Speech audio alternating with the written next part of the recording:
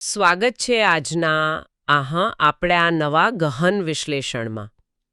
આજે આપણી પાસે ચર્ચા કરવા માટે કોઈ જાડું પુસ્તક કે કોઈ રિસર્ચ પેપરનો ઢગલો નથી, પણ એક અત્યંત પ્રભાવશાળી અને બહુમુખી કારકિર્દી ધરાવતા વ્યક્તિત્વનો દસ્તાવેજ છે. હા, એટલે સામાન્ય રીતે આપણે કોઈ ચોક્કસ થિયરી પર વાત કરતા હોઈએ છીએ, પણ આજે આપણે એક પ્રેક્ટિકલ ઉદાહરણ જોવાના છીએ. બિલકુલ.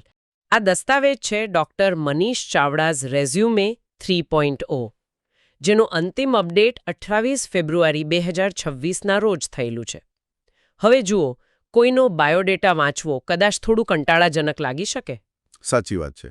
લોકોને એમ થાય કે આમાં શું નવું જાણવાનું હશે, માત્ર નોકરીઓનું લિસ્ટ જ હશે ને? હા, પણ આજના આપણા વિશ્લેષણનો ઉદ્દેશ માત્ર એક યાદી વાંચી જવાનો જરાક નથી. આપણે એ સમજવાનું છે કે કેવી રીતે કોઈ એક વ્યક્તિ નૈતિક નેતૃત્વ એટલે કે એથિકલ લીડરશિપ અને સતત શિક્ષણનો ઉપયોગ કરીને શિક્ષણ ક્ષેત્રે જબરદસ્ત ઉત્કૃષ્ટતા લાવી શકે છે. અને સાથે સાથે તણાવ મુક્તિના સિદ્ધાંતોનો પણ, કારણ કે આજના સમયમાં એ બહુ મોટો મુદ્દો છે. એકદમ સાચી વાત. આ રેઝ્યુમે માત્ર નોકરીઓનું લિસ્ટ નથી, પણ શિક્ષણ જગતમાં વાસ્તવિક પરિવર્તન લાવવા માટેનો એક જીવંત નકશો છે. તો ચાલો આને થોડું વિગતે સમજીએ. મને તો એ જોઈને જ આશ્ચર્ય થાય છે કે કેવી રીતે 1977માં જન્મેલી અને અંગ્રેજી સાહિત્ય ભણેલી કોઈ વ્યક્તિ કોર્પોરેટ એચઆર અને આધ્યાત્મિક સંસ્થાઓ વચ્ચે આટલું મજબૂત સેતુ બાંધી શકે? હા, એ જ તો. આટલું મોટું ટ્રાન્ઝિશન કેવી રીતે શક્ય બને? અહીં સૌથી આકર્ષક બાબત એ છે કે ડૉક્ટર ચાવડાનું વિઝન માત્ર પોતાની વ્યક્તિગત સફળતા પૂરતું સીમિત નથી. બરાબર. જ્યારે આપણે આ દસ્તાવેજમાં તેમના કરિયર વિઝન પર નજર કરીએ છીએ, ત્યારે સ્પષ્ટ થાય છે કે તેમનું મુખ્ય હેતુ ટીમને સશક્ત બનાવવાનો છે. એટલે કે એક એવું વાતાવરણ ઊભું કરવું જ્યાં બધાનો વિકાસ થાય. બરાબર. નૈતિક નેતૃત્વ પૂરું પાડવાનું તેમનું લક્ષ્ય છે. તેઓ શિક્ષણને માત્ર એક વ્યવસાય તરીકે નથી જોતા, પરંતુ એક એવી ઇકોસિસ્ટમ તરીકે જુએ છે જ્યાં ઇનોવેશન અને એથિક્સ બંને એકસાથે ચાલે. જે આજના સ્પર્ધાત્મક યુગમાં બહુ રેર છે. બિલકુલ રેર છે. જ્યાં મોટાભાગના લોકો માત્ર પોતાનું પ્રમોશન જોતા હોય છે, ત્યાં આખી સંસ્થાના લોકોનું માનસિક સ્વાસ્થ્ય અને તેમનો વિકાસ કેન્દ્રમાં રાખવો એ ખરેખર બહુ મોટી અને અલગ પ્રકારની વિચારધારા છે. અને મને લાગે છે કે આ વિચારધારા પાછળનો પાયો તેમની શૈક્ષણિક લાયકાતોમાં બહુ સ્પષ્ટ રીતે દેખાય છે. જો આપણે તેમની ડિગ્રીઓની વિવિધતા જોઈએ તો ખરેખર આશ્ચર્ય થાય. હા, ડિગ્રીઓનું લિસ્ટ તો ખરેખર લાંબુ છે. શરૂઆત થાય છે BEdથી, જેમાં તેમની પાસે અંગ્રેજી અને ગુજરાતી બંને વિષયની પદ્ધતિઓનું જ્ઞાન છે. ત્યારબાદ તેમણે અંગ્રેજી સાહિત્યમાં એક નહીં પણ MA કર્યું છે. હવે સામાન્ય રીતે લોકો અહીં સંતોષ માની લેતા હોય છે. 2 માસ્ટર ડિગ્રી એટલે ઘણું કહેવાય. હા, પણ વાત અહીં અટકતી નથી. શિક્ષણ ક્ષેત્રના આ નિષ્ણાતે હ્યુમન રિસોર્સિસમાં MBA પણ કર્યું છે અને છેલ્લે હ્યુમન રિસોર્સ મેનેજમેન્ટમાં PhDની ડિગ્રી પણ મેળવી છે. આ ત્રિવેણી સંગમ ખરેખર અસામાન્ય છે. એકદમ. મને તો આ જાણે કોઈ સુપરહીરો પાસે અલગ અલગ શક્તિઓ હોય એવું લાગે છે. શું ભણાવવું તે ભાષાકીય ડિગ્રીથી ખબર પડે, કેવી રીતે ભણાવવું તે BEd શીખવે, અને શિક્ષકોને કેવી રીતે મેનેજ કરવા તે MBA અને PhD દ્વારા સમજાય. બહુ સરસ રીતે તમે આને મૂક્યું. અને ખરેખર આ એક બહુ જ સચોટ વ્યૂહરચના દર્શાવે છે. શિક્ષણ જગતની એક બહુ મોટી વક્રોક્તિ એ છે કે જો ઉત્તમ શિક્ષકો હોય છે, તેમની પાસે ઘણીવાર મેનેજમેન્ટની સ્કિલ નથી હોતી. હા, એ આપણે ઘણી સ્કૂલોમાં જોતા હોઈએ છીએ. ભણાવવામાં બહુ સારા હોય, પણ એડમિનિસ્ટ્રેશન ન ફાવતું હોય. બરાબર. અને જેઓ મેનેજમેન્ટમાં બેઠા હોય છે, તેમને વર્ગખંડની વાસ્તવિકતાનો ખ્યાલ નથી હોતો. ડૉક્ટર ચાવડાએ આ બંને વચ્ચેનો પુલ બનાવ્યો છે. અને આમાં પણ જો આપણે તેમના PhDના વિષય પર ધ્યાન આપીએ તો તે ખૂબ જ ગંભીર અને વર્તમાન સમયની મોટી સમસ્યા તરફ ઇશારો કરે છે. તેમનો વિષય છે અમદાવાદ શહેરની ખાનગી શાળાના કર્મચારીઓનું સ્ટ્રેસ મેનેજમેન્ટ, એક કેસ સ્ટડી. હા, અને આ બહુ અગત્યનું છે કારણ કે સામાન્ય રીતે આપણે માનીએ છીએ કે રિસર્ચ પેપર્સ માત્ર લાઇબ્રેરીની છાજલીઓ પર ધૂળ ખાવા માટે હોય છે. અથવા તો કોઈ જર્નલમાં છપાઈ જવા પૂરતા હોય છે. બિલકુલ. પરંતુ અહીં એક એવા વિષય પર કામ થયું છે જે રોજિંદા જીવન સાથે સીધો જોડાયેલો છે. ખાનગી શાળાઓમાં કામ કરતા શિક્ષકો પર સિલેબસ પૂરો કરવાનો, વાલીઓના પ્રશ્નોના જવાબ આપવાનો અને મેનેજમેન્ટના ટાર્ગેટ્સ પૂરા કરવાનું કેટલું ભયંકર દબાણ હોય છે. એ કોઈનાથી છુપાયેલું નથી અને એ દબાણની અસર સીધી વિદ્યાર્થીઓ પર પણ પડે છે. હું વિચારતી હતી કે એક શિક્ષક પોતે જ જો માનસિક રીતે થાકેલો હોય તો એ વર્ગમાં શું એનર્જી આપી શકશે? એ જ તો આ સંશોધનની ખૂબી છે. આ કોઈ હવામાં કરેલી વાતો નથી. આ સીધું જ જમીની વાસ્તવિકતા સાથે જોડાયેલું કામ છે. શિક્ષકોનું બર્નઆઉટ એટલે કે માનસિક અને શારીરિક રીતે થાકી જવું એ આજના શિક્ષણની બહુ મોટી કટોકટી છે. સાચી વાત. ડૉક્ટર ચાવડાએ પોતાના પીએચડી દ્વારા એ તણાવને ઘટાડવા અને કર્મચારીઓની સુખાકારી માટેની વ્યવહારુ વ્યૂહરચનાઓ શોધી કાઢી છે. આપણા માટે આમાંથી કઈ બાબત સૌથી વધુ ધ્યાન ખેંચે છે? શું તે માત્ર આટલી બધી મોટી ડિગ્રીઓ મેળવવાની સિદ્ધિ છે કે પછી તે ડિગ્રીઓ પાછળનો હેતુ? હેતુ બહુ જ સ્પષ્ટ દેખાઈ રહ્યો છે કે તેઓ એક બહુ મોટી અને છુપી સમસ્યાને હલ કરવા માંગે છે. એકદમ સાચું. અને મને લાગે છે કે આ માત્ર કાગળ પરની વાતો નથી રહી. આ બધી શૈક્ષણિક લાયકાતો અને સિદ્ધાંતોનો તેમણે વાસ્તવિક દુનિયામાં કેવી રીતે ઉપયોગ કર્યો છે તે તેમના કાર્ય અનુભવમાં બહુ જ સ્પષ્ટ દેખાય છે. હા, ચાલો એના પર વાત કરીએ. ખાસ કરીને આણંદ જિલ્લાના નાર ખાતે આવેલા ગોકુલધામ કેમ્પસનો સમયગાળો. તેઓ ત્યાં જૂન 2014થી ફેબ્રુઆરી 2020 સુધી એટલે કે 6 વર્ષ સુધી આચાર્ય તરીકે રહ્યા. અને વચ્ચેના 1 વર્ષ દરમિયાન તેમણે એક્ઝિક્યુટિવ ડિરેક્ટર તરીકેની બેવડી ભૂમિકા પણ ભજવી હતી. હા, અને અહીં આ વાત ખરેખર ખૂબ જ રસપ્રદ બને છે. ડૉક્ટર ચાવડાએ પોતાના કાઉન્સેલિંગ અને પ્રોફેશનલ ડેવલપમેન્ટના કાર્યક્રમો દ્વારા ત્યાંના શિક્ષકોનો નોકરી છોડવાનો દર એટલે કે સ્ટાફનું એટ્રિશન એટલું ઘટાડી દીધું કે તેમનો સ્ટાફ જાળવી રાખવાનો દર 90% સુધી પહોંચી ગયો. આહા, આ આંકડો ખરેખર ચોંકાવનારો છે. વિચારો, 500થી વધુ વિદ્યાર્થીઓ અને 50થી વધુ સ્ટાફ મેમ્બર્સ વચ્ચે એકદમ તણાવમુક્ત વાતાવરણ પૂરું પાડવું. આ કેવી રીતે શક્ય બન્યું હશે? જો આપણે આ 90% સ્ટાફ જાળવી રાખવાના આંકડાને કોર્પોરેટ લેન્સથી જોઈએ તો આ કોઈ ચમત્કારથી કમ નથી. આજના સ્ટાર્ટઅપ્સ અને મોટી કોર્પોરેટ કંપનીઓ કે જો કર્મચારીઓ છોડી જવાની સમસ્યાથી પરેશાન છે, નવા હાયરિંગ પાછળ લાખો રૂપિયા ખર્ચે છે. હા, એટ્રિશન રેટ ઘટાડવા માટે કંપનીઓ કેટલું કરતી હોય છે. તેમના માટે આ એક બહુ મોટી શીખ છે. માત્ર પગાર વધારવાથી કોઈ ટકી નથી રહેતું. ગોકુળધામમાં તેમણે ઇન્ટરડિપાર્ટમેન્ટલ ટીમો બનાવીને એક ટીચર મેન્ટરશિપ પ્રોગ્રામ અમલમાં મૂક્યો હતો. આ સાબિત કરે છે કે જ્યારે સંસ્થાનો વડો નૈતિક નેતૃત્વ પૂરું પાડે છે, પારદર્શક નીતિઓ રાખે છે અને ખુલ્લા સંવાદની છૂટ આપે છે, ત્યારે સ્ટાફનો બર્નઆઉટ રેટ આપોઆપ ઘટી જાય છે. એટલે લોકો કામથી નહીં પણ કદાચ વર્ક કલ્ચરથી થાકી જતા હોય છે. અને અહીં એમણે એ જ કલ્ચર સુધાર્યું. બિલકુલ. અને સૌથી મોટી વાત એ છે કે જ્યારે તેઓ એક્ઝિક્યુટિવ ડિરેક્ટર હતા ત્યારે તેમણે માત્ર શૈક્ષણિક બાબતો જ નહીં પરંતુ hostel, medical service, old age home, RO water plant અને ગેસ્ટ હાઉસનું પણ સંચાલન કર્યું. આ દર્શાવે છે કે તેઓ પોતાની એસી ચેમ્બરમાં બેસીને માત્ર આદેશો આપનારા લીડર નથી પણ મેદાનમાં ઉતરીને સંસ્થાના નાનામાં નાના ઓપરેશનલ પ્રશ્નો ઉકેલનારા વ્યક્તિ છે. સાચો લીડર એ જ છે જે કટોકટીમાં સ્ટાફની પડખે ઊભો રહે. અને આ જ નેતૃત્વનો ગુણ તેમના અન્ય અનુભવોમાં પણ જોવા મળે છે. આપણે જો એસજીવીપી દર્શનમ સંસ્કૃત મહાવિદ્યાલયની વાત કરીએ તો તેમણે ત્યાં સળંગ 13 વર્ષ સુધી અંગ્રેજી શિક્ષક તરીકે પોતાની સેવાઓ આપી. 1999થી 2012 સુધીનો લાંબો સમયગાળો. હા, અને વિચારો, એક પારંપરિક સંસ્કૃત વાતાવરણમાં જ્યાં ભારતીય સંસ્કૃતિના મૂળિયા જોડાયેલા હોય ત્યાં આધુનિક અંગ્રેજી શિક્ષણનો સમન્વય કરવો કેટલું પડકારજનક રહ્યો હશે. અલગ-અલગ બેકગ્રાઉન્ડના વિદ્યાર્થીઓને ધ્યાનમાં રાખીને અભ્યાસક્રમ તૈયાર કરવો એ તેમની અદ્ભુત અનુકૂલન ક્ષમતા દર્શાવે છે. અને ત્યાં તેમણે માત્ર ભણાવવાનું જ કામ નથી કર્યું.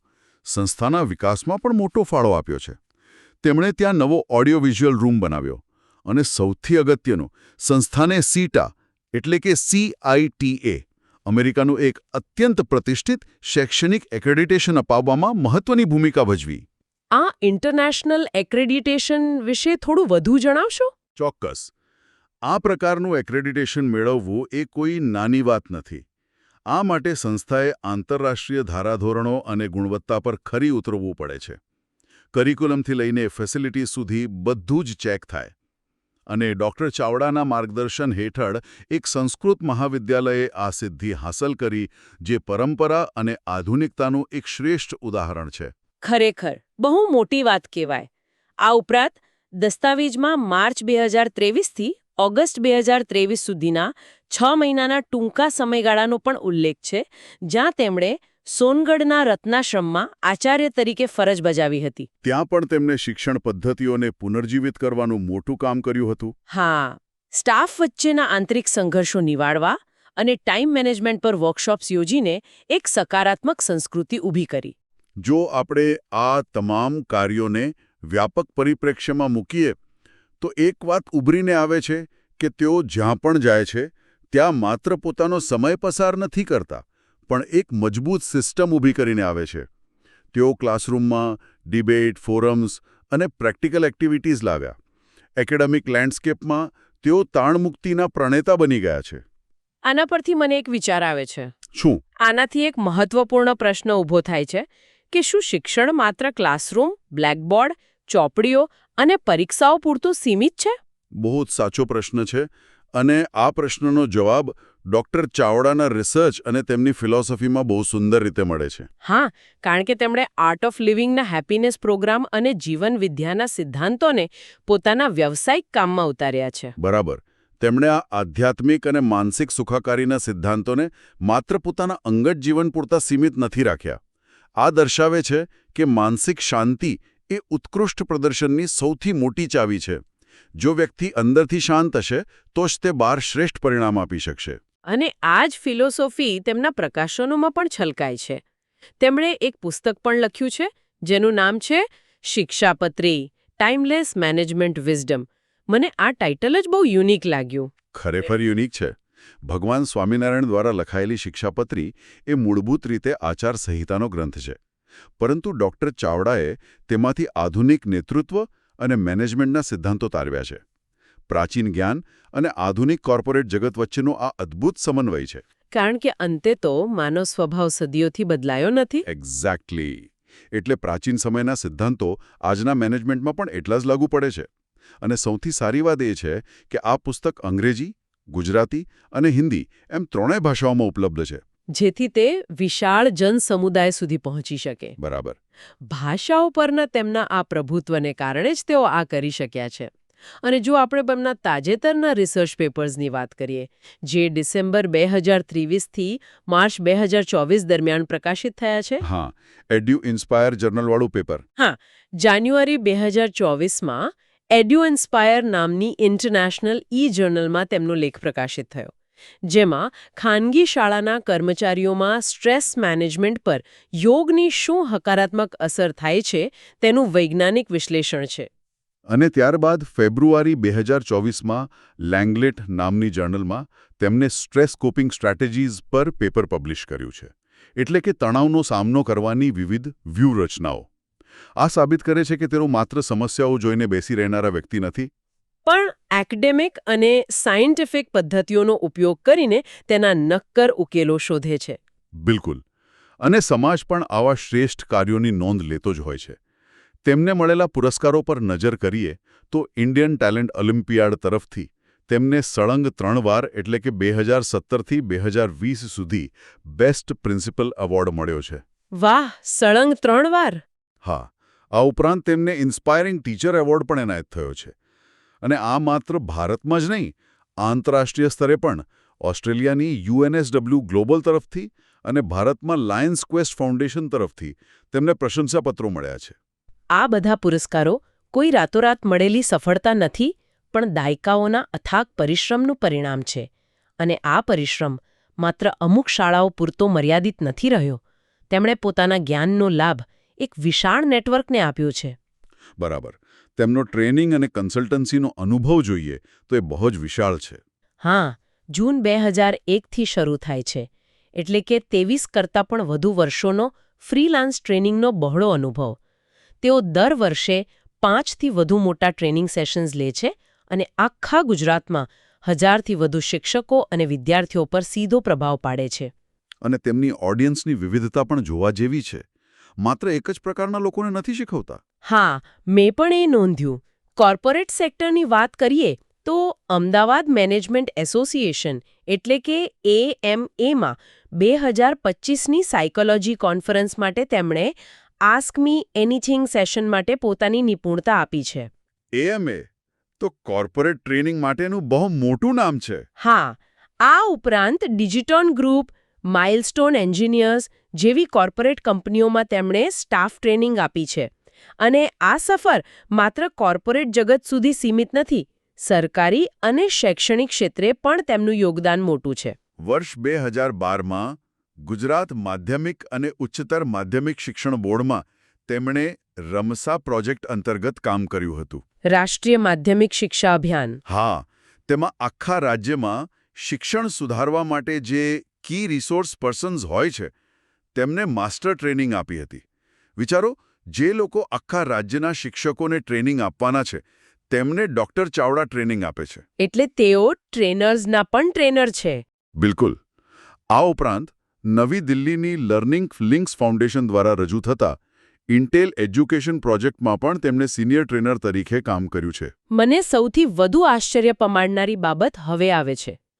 કોર્પોરેટ એક્ઝિક્યુટિવ્સ અને સરકારી શિક્ષકોને ટ્રેનિંગ આપવી એ તો સમજા, પણ આધ્યાત્મિક સંસ્થાઓમાં પણ તેમની ટ્રેનિંગની એટલી જ ડિમાન્ડ છે. હા, આ ખરેખર બહુ યુનિક પોઈન્ટ છે.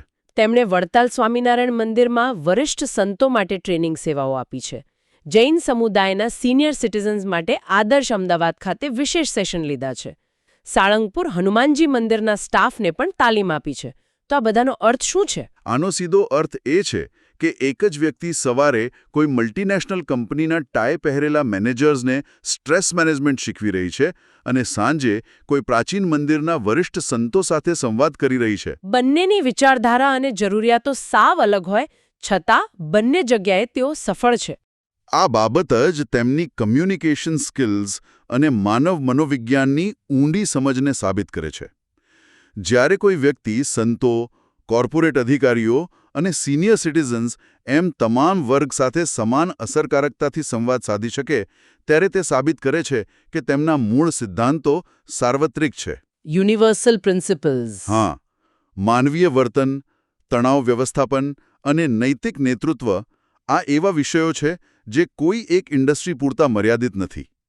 આની જરૂર સમાજના દરેક વર્ગને છે. અને એક સારા ટ્રેનરની નિશાની એ છે કે તે પોતે પણ સતત નવું શીખતો રહે છે, જે તેમના રેઝ્યુમેના અંતિમ ભાગમાં સ્પષ્ટ દેખાય છે.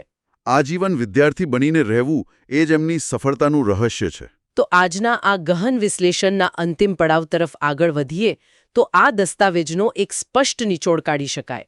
ડોક્ટર મનીષ ચાવડાની કારકિર્દીનો મુખ્ય ધ્યેય માત્ર મોટા હોદ્દાઓ કે ડિગ્રીઓ મેળવવાનો જરાય નથી. તેઓ એક એવો વારસો ઊભો કરવા માંગે છે જેમાં શિક્ષણ સંપૂર્ણપણે તણાવમુક્ત અને સર્વસમાવેશક હોય. જ્યાં દરેક શીખનાર અને શીખવનાર ખીલી ઉઠે. બરાબર. અને આજના આ વિશ્લેષણની સાચી પ્રાસંગિકતા પણ આ જ છે. ભલે કોઈ વ્યક્તિ આવતીકાલની કોઈ મોટી કોર્પોરેટ મીટિંગની તૈયારી કરી રહી હોય કે કોઈ નવી સ્કિલ શીખી રહી હોય, ડોક્ટર ચાવડાની સતત નવું શીખવાની ધગશ અને માનસિક સ્વાસ્થ્યને પ્રાધાન્ય આપવાની રીત આપણા સૌ માટે ઉપયોગી છે. ગમે તેવા ટાર્ગેટ્સ વચ્ચે પણ માનસિક શાંતિ જાળવી રાખવી અને આખી ટીમને સાથે લઈને ચાલવું એ જ આજના સમયના સાચા લીડરની નિશાની છે. આ ગહન વિશ્લેષણને આપણે અહીં વિરામ આપીશું, પરંતુ જતા જતા એક એવો વિચાર, એક એવો પ્રશ્ન મૂકીને જઈએ જે ચોક્કસપણે વિચારવા મજબૂર કરી દેશે. હા, ચોક્કસ. આખી ચર્ચામાં આપણે શિક્ષકો અને આચાર્યોના તણાવ વિશે વાતો કરી, પરંતુ ડોક્ટર ચાવડાલા ડિસેમ્બર 2023ના આયુધ જર્નલના રિસર્ચ પેપરનું ટાઇટલ છે સાયલેન્ટ સપોર્ટ, ખાનગી શાળાઓમાં નોન ટીચિંગ સ્ટાફમાં સ્ટ્રેસ મેનેજમેન્ટ. આ આપણને વિચારતા કરી મૂકે છે કે કોઈપણ મોટી સંસ્થાને પડદા પાછળ રહીને ચલાવતો જે નોન ટીચિંગ યા વહીવટી સ્ટાફ છે, જેમ કે ક્લાર્ક, પટ્ટાવાળા કે સફાઈ કર્મચારીઓ, તેમના માનસિક સ્વાસ્થ્ય વિશે આપણે કેટલું વિચારીએ છીએ? આ બહુ જ માર્મિક મુદ્દો છે. કોઈપણ સંસ્થાની ઇમારત ભલે ગમે તેટલી ભવ્ય હોય, પણ તેનો પાયો આ વહીવટી સ્ટાફ જ હોય છે. બિલકુલ. જો સંસ્થાની કરોડરજ્જુ સમાન આ અદૃશ્ય સ્ટાફ જ સતત તણાવમાં જીવતો હશે, તો શું કોઈ સંસ્થા ખરેખર સાચા અર્થમાં સફળ થઈ શકશે? આ સાયલેન્ટ વર્કર્સના માનસિક સ્વાસ્થ્યને સુધારવું એ પણ લીડરશિપની જ જવાબદારી છે. સાચી વાત. આ એક એવો વિચાર છે જે આજના આ ગહન વિશ્લેષણ પછી ચોક્કસપણે સાંભળનારના મનમાં લાંબા સમય સુધી ઘૂમરાતો રહેશે. હવે પછી જ્યારે આપણે કોઈ સંસ્થાની મુલાકાત લઈશું ત્યારે ત્યાંના રિસેપ્શનિસ્ટ કે પટાવાળાના ચહેરા પરનો તણાવ અથવા હાસ્ય આપણને એ સંસ્થાના સાચા નેતૃત્વની ચાડી ખાશે. આજના આ વિશ્લેષણમાં આટલું જ. નવા સ્ત્રોત અને નવી માહિતી સાથે ફરી મળીશું. ત્યાં સુધી વિચારતા રહો અને સતત નવું શીખતા રહો.